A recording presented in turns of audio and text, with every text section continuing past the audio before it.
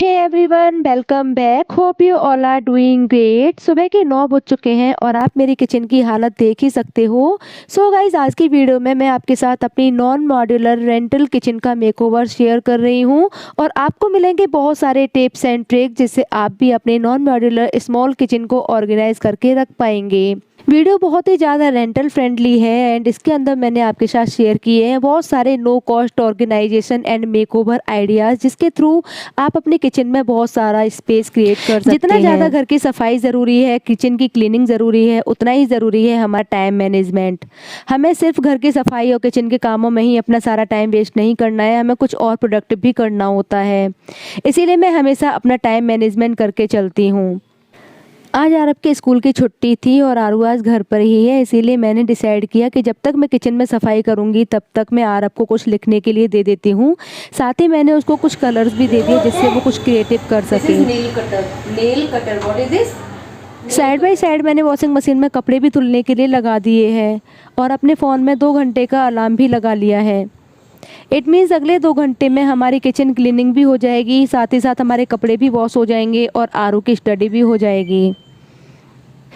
इस बात से तो आप सभी एग्री करते हो कि किचन क्लीनिंग बहुत ज़्यादा टाइम टेकिंग टास्क होता है। इसीलिए कई बार हम किचन क्लीनिंग करने का सोचते हैं बट फिर भी हम आलस करते हैं और नहीं करते अपने किचन को ऑर्गेनाइज।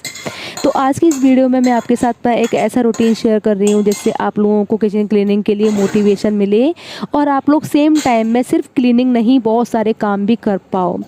सबसे पहले मैं डिसाइड करती हूँ कि मुझे आज अगर किचन क्लीनिंग करनी है तो इसमें जितना टाइम जितना एफर्ट्स मेरा लगेगा उस एफर्ट को उस टाइम को मैं कहीं और मैनेज कर पाऊँ। तो मैं डिसाइड करती हूँ अपना लंच बहुत ज़्यादा सिंपल रखने का।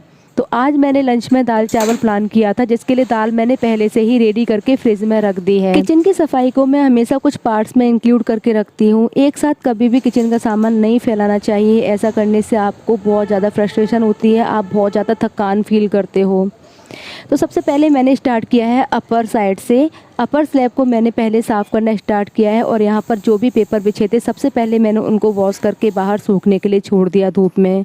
सो दैट जब तक मैं यहाँ की क्लीनिंग करूँगी पेपर्स जो है वो सूख जाएंगे और मैं हैंड टू हैंड सारा सामान शिफ्ट भी कर पाऊँगी। उसके बाद मैं चेक करती हूँ अपनी ग्रोसरी, अपना राशन। जो भी राशन को ख़त्म होने के लिए थोड़ा टाइम था, यानी कि जिसकी क्वांटिटी ज़्यादा थी, सबसे पहले मैंने उसको धूप लगाई क्योंकि आजकल बरसातों का टाइम चल रहा है गाइस और राशन बहुत जल्दी सीड़ जाता है। तो सबसे पहले जिस राशन में मुझे धूप लगाना था मैंने उसको धूप में रखा और साथ के साथ जितने भी डब्बे थे उनको भी मैंने धूप में रख दिया सूखने के लिए। हमेशा अपने राशन को टाइम टू टाइम चेक करते रहना चाहिए। ऐसा करने से आपका जो राशन है उसमें कीड़े नहीं लगते हैं। समय समय पर उसको धूप दिखाते रहना चाहिए। जब तक मैंने डब्बों को धूप में सूखने के लिए रखा, ये जो पेपर्स थे ये भी सूख चुके थे। इन पेपर्स को मैंने आज से 10 साल पहले परचेज़ किया था गाइस, जब मैंने अपनी गृहस्थी को शुरू किया था और अभी इनकी हालत जो थी वो थोड़ी सी खस्ता हो चुकी थी। तो इनको मैंने ठीक से ऑर्गेनाइज़ करने के लिए इनकी जो साइडेड थी उनको काट दिया है बिकॉज इनकी जो साइड थी वो बहुत ज़्यादा डैमेज हो गई थी। तो मैंने इन्हें काट कर दोनों साइड से फिर से रीयूज़ में ले लिया है। अभी मैं अपने सारे डब्बों को साफ़ करके ऊपर शिफ्ट कर दूंगी और अभी हमारा जो मिडिल वाला पोर्शन था वो बिल्कुल खाली हो चुका है, यानी कि अब हम यहाँ पे काम बहुत आसानी से कर सकते हैं। इसके बाद मैं अपनी सेकंड साइड में आ जाती हूँ। यहाँ पर मेरा आरओ रखा हुआ था और यहाँ पे बर्तन स्टैंड रखा हुआ था।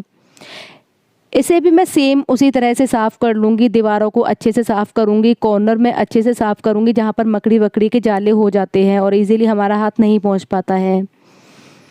पहले मेरा बर्तन स्टैंड इस साइड में रखा हुआ था और आरओ लेफ़्ट साइड में था, जिसकी वजह से बहुत ज़्यादा स्पेस जो था वो कवर होता था। इसीलिए मैं अब साइड चेंज कर रही हूँ। आरओ हटाकर मैंने वहाँ पर बर्तन स्टैंड लगाया और बर्तन स्टैंड की जगह मैंने आरओ लगाया है। इसकी वजह से जो कॉर्नर में हमारा जो स्पेस जो बिगड़ रहा था वो बहुत पूरा कवर हो चुका है। किचन में सबसे ज़्यादा मैस क्रिएट करते हैं इस तरह के वायर्स, चाहे वो आपके किचन अप्लायंस के वायर्स हों या फिर आरओ के हों या किसी भी चीज़ के हों, तो हमेशा हमें इन्हें ऑर्गेनाइज करके रखना चाहिए। तो आरओ के वायर्स को मैंने अच्छे से सेट करके उसको बांध दिया है और सबसे पहले मैं यहाँ पर आरओ की फिटिंग करूँगी। उसके बाद मैं अपनी रेट जो क्लीनिंग थी उसको कंप्लीट करूँगी सो दैट हमारी सफाई जब तक होगी आरओ में पानी भी फिल हो जाएगा। तो इस तरह से मैंने वायर्स को डब्बों के पीछे से लेकर के इस तरह से इसको सेट किया है, सो दैट बिल्कुल भी मैस क्रिएट नहीं कर रहे हैं ये वायर्स। और अक्सर हम किचन की सफाई करते हैं तो हम इनको वायर्स को साफ़ करना भूल जाते हैं, जो कि बहुत ज़्यादा ज़रूरी है। तो आरओ का जो ये वायर था इसको भी मैंने अच्छे से साफ़ किया है और इसको सबसे पहले मैंने सेट कर दिया है, सो दैट ये जब तक मैं किचन की सफाई करूँगी हमारे पीने के लिए पानी की जुगाड़ भी हो जाएगी। मिडिल वाला पोर्शन मैंने पूरा खाली कर लिया है, ऊपर वाला जो पोर्शन था वो पूरा सेट हो गया है, जैसे मैं आपको बाद में दिखाऊंगी एक साथ। और अभी मैं सफाई कर रही हूँ अपनी गैस की। किचन की सफाई मैं हमेशा करती रहती हूँ, तो मेरी किचन में इतनी ज़्यादा गंदगी नहीं है, लेकिन हाँ ऑर्गेनाइजेशन की मेरी किचन को बहुत ज़्यादा ज़रूरत थी, क्योंकि ये किचन इतना ज़्यादा छोटा है ना गाइज़, कि अगर मैं इसको टाइम टू टाइम ऑर्गेनाइज़ नहीं करती तो मेरी किचन में इतनी भी जगह नहीं रहती है कि मैं खड़े होकर कोई काम कर लूँ या कुछ एक्स्ट्रा सामान भी रख लूँ। तो किचन को मैंने अच्छे से साफ़ किया, गैस को अच्छे से साफ़ किया, टाइल्स को भी अच्छे से साफ़ किया, और यहाँ पे मैं जितना हो सकता है ड्राई क्लीन ही कर रही हूँ, मैं पानी बहुत ज़्यादा वेस्ट नहीं कर रही हूँ। बिकॉज़ ये रेंटल किचन है गाइज़, और यहाँ पर आपको परमिशन नहीं होती है कि आप दीवारों में होल करो या आप अपनी तरफ से कुछ और चेंजेस कर सको अपनी किचन में, बिकॉज़ ये हमारी खुद की बिल्डिंग नहीं होती है। तो मैं कोशिश करूँगी कि ये किचन जैसी भी थी उसी के अकॉर्डिंग मैं अपनी किचन को मैनेज करूँ। मिडिल पोर्शन हमने अच्छे से साफ़ कर लिया है और अब मैं चल रही हूँ अपने ग्राउंड पोर्शन की तरफ। तो यहाँ पर बेसिकली मैं रखती हूँ अपना मोटा मोटा राशन, जैसे कि आटा, चावल या फिर कुछ ग्रोसरीज जो उनके पैकेट ओपन नहीं होते हैं या फिर हम जिनको एक्स्ट्रा में लेके रखते हैं, उसको मैं यहाँ पर स्टोर करके रखती हूँ। तो मेरे किचन में आप जो ये कार्टून देख रहे हो ना गाइज, एक्चुअली मैं ये जो कार्टून है ये हमारी पैकिंग का कार्टून है। जब भी हम कहीं शिफ्ट करते हैं तो हमें इन कार्टून्स की बहुत ज़्यादा ज़रूरत पड़ती है, तो मैं इनको कभी फेंकती नहीं हूँ। बट हम जहाँ रहते हैं ना ये बहुत कम पोर्शन है, सिर्फ 2 रूम और एक किचन हमें यहाँ पर मिली हुई है। तो इस तरह के मेरे पास और भी बहुत सारे कार्टून हैं जिन्हें अरेंज करना मेरे लिए थोड़ा सा मुश्किल हो जाता है, इसीलिए मैंने एक कार्टून को अपनी किचन में थोड़ा स्पेस बनाकर यहाँ पे रखा हुआ है। सो मैंने सारे डब्बों को अच्छे से वॉश कर दिया है एंड इनको मैंने अच्छी तरह से ड्राई भी कर दिया है। और इनको अरेंज करने के लिए मैं इस तरह के प्लास्टिक बैग्स का यूज़ करूँगी, जो कि अक्सर हम सबके घर में मिल जाते हैं जब भी हम आटा, दाल, चावल परचेज़ करते हैं, और जब भी हम कपड़े खरीद के लेके आते हैं तो इस तरह के पॉली बैग भी हमारे यहाँ इकट्ठे हो जाते हैं। सो गाइस, इस तरह की चीज़ें अपनी किचन में यूज़ करना मुझे बहुत ज़्यादा अच्छा लगता है, बिकॉज ये बजट फ्रेंडली तो होते ही हैं, साथ ही साथ ये होते हैं रेंटल फ्रेंडली। किचन की सफाई करते करते 10 बज चुके थे और आप बाहर देख सकते हो मौसम इतना ज़्यादा अच्छा हो रहा था ना, जोरों की बारिश शुरू हो चुकी थी। इसीलिए मैंने जितना भी राशन बाहर सूखने के लिए रखा था फटाफट अंदर लाकर उन्होंने उसको स्टोर करना स्टार्ट कर दिया। तो अभी तक मैंने आपके साथ शेयर की है किचन की क्लीनिंग टिप्स, और अभी मैं शेयर करने वाली हूँ किस तरह से आप अपनी ग्रोसरी को, पेंट्री को स्टोर करके रख सकते हो।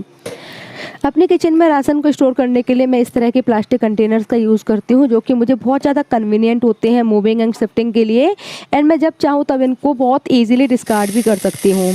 तो फटाफट मैंने दाल को भर लिया है, और राशन को स्टोर करने से पहले मैं हमेशा चूज़ करती हूँ कि ऐसा कौन सा राशन है जिसे मुझे डेली बेसिस पर यूज़ करना है, और ऐसा कौन सा राशन है जिसे मुझे रैंडमली कभी वीकली या मंथली यूज़ करना होता है।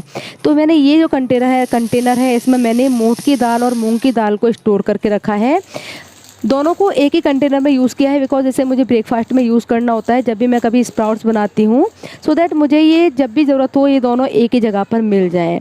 अगर मैंने इसी तरह का एक कंटेनर और यूज़ किया है, इसमें मैं स्टोर कर रही हूँ कुछ इस तरह के ओपन पैकेट लाइक मैगी या नमकीन बिस्किट, जो भी बच्चे कभी खाते हैं और आधा अधूरा खाकर छोड़ देते हैं, तो उनको स्टोर करने के लिए मैं इस तरह के कंटेनर का यूज़ कर रही हूँ।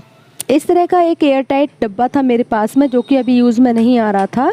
इसमें मैंने स्टोर किया है कसूरी मेथी को अच्छी तरह से धूप दिखा करके मैंने इसको एयर टाइट कंटेनर में रख दिया है, सो दैट हम इसको काफ़ी लॉन्ग टाइम तक यूज़ कर पाएंगे।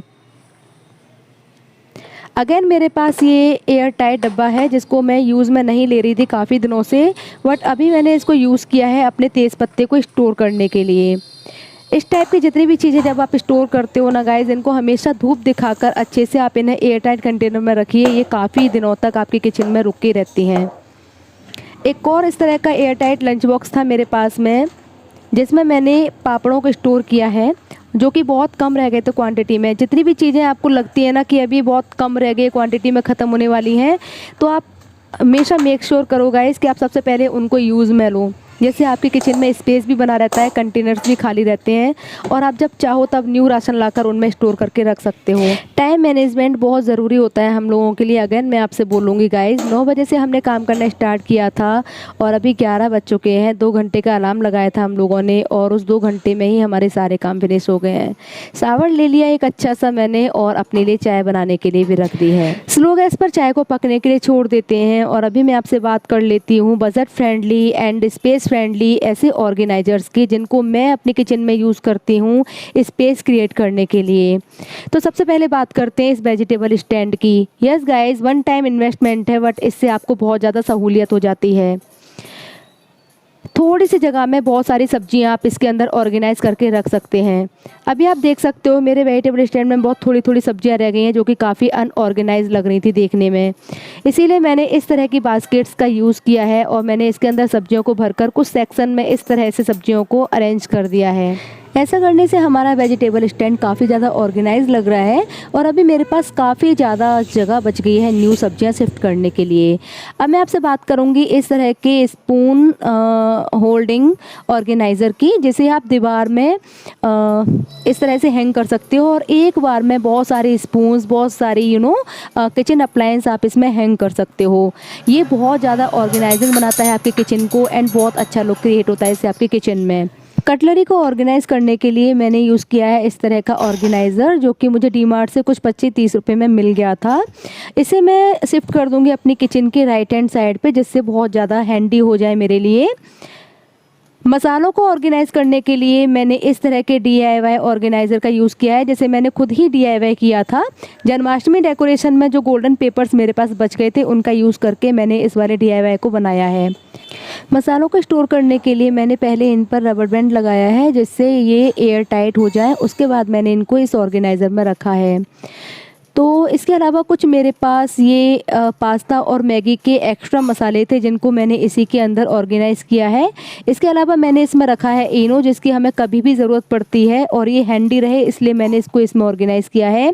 इसके अलावा कुछ सूप के पैकेट्स हैं और कुछ ग्रीन टी बैग्स होते हैं जो कि 1-1, 2-2 रह जाते हैं और फिर हमें उनको रखने के लिए कोई सफिशिएंट जगह नहीं मिलती है, उन्हें भी मैंने इसी में ऑर्गेनाइज़ किया है।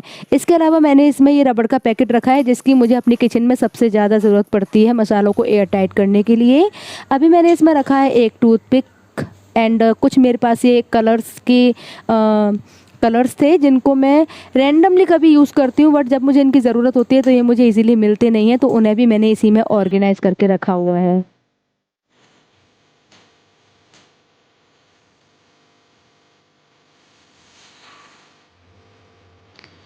माउथ फ्रेशनर्स को मैं इस तरह की किट में स्टोर करके रखती हूँ सो दैट ये हम लोगों के लिए बहुत ज़्यादा हैंडी होता है इसको यूज़ करना खाने के बाद में। और जब भी मेरे घर में कोई भी गेस्ट आते हैं मैं डायरेक्टली इसको उठाकर उन्हें सर्व कर देती हूँ। सो अभी हमारी चाय भी बन चुकी है और चाय पीते पीते मुझे करना है यहाँ पर मोस्ट इम्पोर्टेंट काम, जो कि है डब्बों पर लेबलिंग करना। सो या गाइस, अगर आप यहाँ तक आए हो, वीडियो आपको अच्छी लगी है तो प्लीज़ वीडियो को लाइक कर लीजिए। मेक श्योर अगर पहली बार मेरे चैनल पर आए हो तो मेरे चैनल को सब्सक्राइब भी कर लीजिए। सो आई you guys ready for the final look of my kitchen? Let's start.